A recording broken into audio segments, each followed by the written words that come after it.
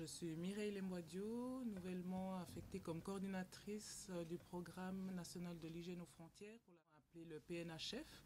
C'est le programme qui permet, ou plutôt qui contribue à la sécurisation sanitaire de la RDC de manière générale, et pour ma part, au niveau provincial, de la protection aux frontières de Kinshasa, de la propagation internationale de maladies, mais aussi lutter à toute urgence sanitaire.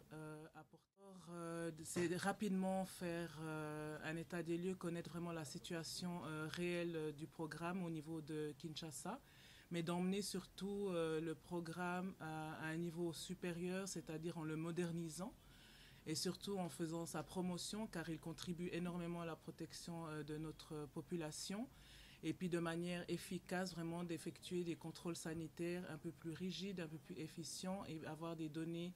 digitalisées qui nous permettent d'avoir accès rapidement à l'information et de pouvoir y répondre aussi dans un... La population d'abord, c'est que pour être protégés, protégeons-nous nous-mêmes d'abord, c'est-à-dire respectons le règlement sanitaire international, donc qui est un texte qui régit toutes les conditions à mettre en œuvre, mais aussi à respecter pour être protégé de notre santé d'abord, mais aussi les aliments que nous allons consommer, les cosmétiques que nous allons utiliser. Et puis avec ça, de respecter justement les règles, les conditions qui nous sont demandées pour protéger la population en matière d'hygiène, en matière de santé publique et de propagation de toute maladie. Je leur demande de respecter aussi les agents qui sont postés aux diverses frontières, aux divers points de contrôle, aux divers points frontaliers, et qui leur montrent de manière vraiment volontaire les gestes à suivre comme à ne pas suivre pour éviter justement la propagation d'une maladie. Je demande à cette même population donc d'accompagner le programme national de l'hygiène aux frontières dans son mandat, afin que communément on puisse vraiment protéger notre ville, province, mais aussi notre nation.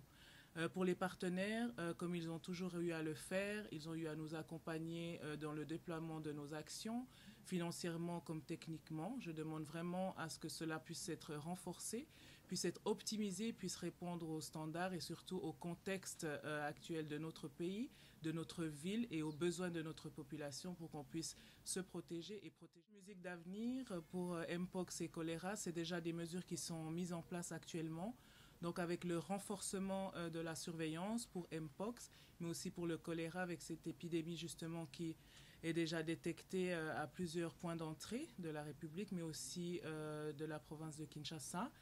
Et donc on renforce, comme je vous l'ai dit, le contrôle sanitaire. On renforce aussi les mesures d'hygiène aux différents points d'entrée avec des points d'eau, des points de lavage des mains. On renforce le contrôle des températures, que ce soit avec des caméras thermiques, donc qui détectent les températures des voyageurs aux différents points de contrôle et points d'entrée, mais aussi avec des contrôles physiques de par nos agents qui sont là jour et nuit pour détecter aussi un potentiel cas. Tout cela est fait bien entendu en collaboration avec tous nos partenaires opérationnels sur le terrain, qu'ils soient de la santé publique comme de l'ordre opérationnel, c'est-à-dire des services de sécurité comme des services de protection des frontières.